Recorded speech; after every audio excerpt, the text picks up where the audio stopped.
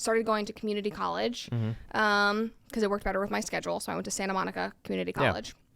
Good school, by the way. Yeah, it's a great school. It's like has the best transfer rate of any community college in the country. My parents wanted me to go to SMC. It saves you money. Yeah. It was great. I went to community college. Really? I loved it. Yeah, Ventura College. See, then awesome. UCSB, but Ventura College. Yeah. I say I would not change it for the world. I feel like I got a better education at SMC than UCLA. Like 100%. Honestly, I would probably agree with that. Yeah. With my community college experience.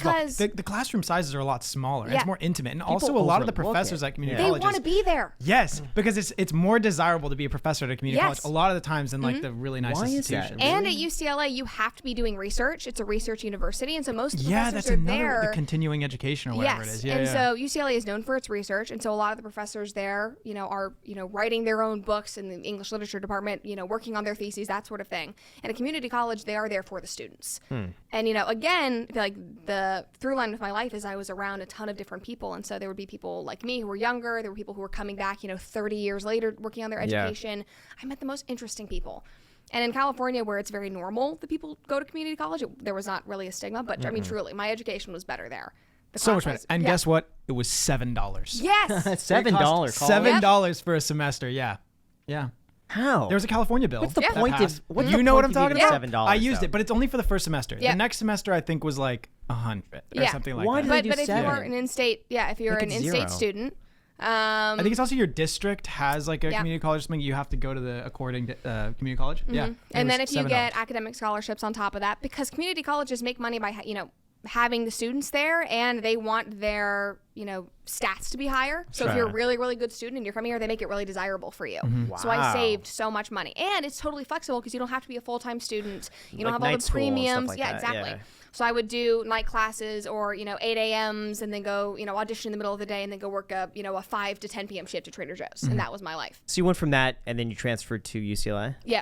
Okay. So 2 years in, I was a English major with a minor in biological anthropology at first, and then dropped that because at UCLA, if you are not already getting a BS, you have to do like chemistry and physics for all of those things. I was like, no, not interested in that, but I love anthropology. And if I was more scientifically inclined, I would have probably tried to do some kind of double major, but I did not want to do chemistry, did not want to do physics. I just love bio. And I love anthropology. Anthropology made more sense to me than any like psychology or sociology class I've ever done in like understanding basic human instincts and what we're like wired to do. It's like the perfect, I guess, explanation for how even like men and women are totally different. Like we are literally wired different ways. But anyway, and so I did that for a bit, dropped that minor, and then was a film minor until the end. But I don't even think I finished up my film minor because I realized that I'd gotten to the end of my major and it was in the middle of COVID. I was like, I don't want to be on Zoom anymore. I'm just going to dip.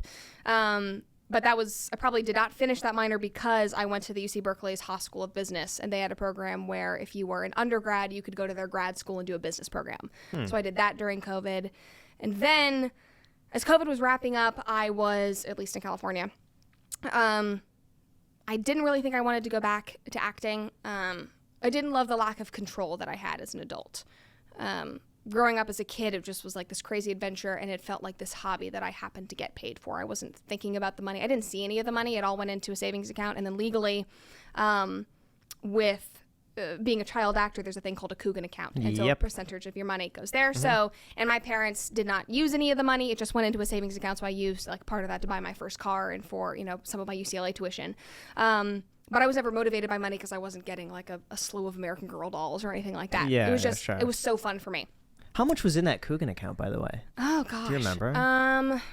Because that accrues. Now, can you invest within the account? I don't think you can invest within it. I don't even remember. Okay. It was like tens of thousands, nothing like crazy. But that's Isn't still the Coogan account? It's like a certain percentage though of the. It's like it's 15 or so percent. I think it's 15%. I don't remember Minimum. what it ended up being, and it doesn't accrue a ton of interest. It kind of just sits, but it's your legal protection in case you are in an environment where your parents are taking your money. They want to make sure that when you turn 18, you have something. And I think it's a great protection. So I don't remember what it, how exactly much it was, but I know I did my down payment for my first like Kia Niro and like bought it with that money and then paid some of my UCLA tuition with it.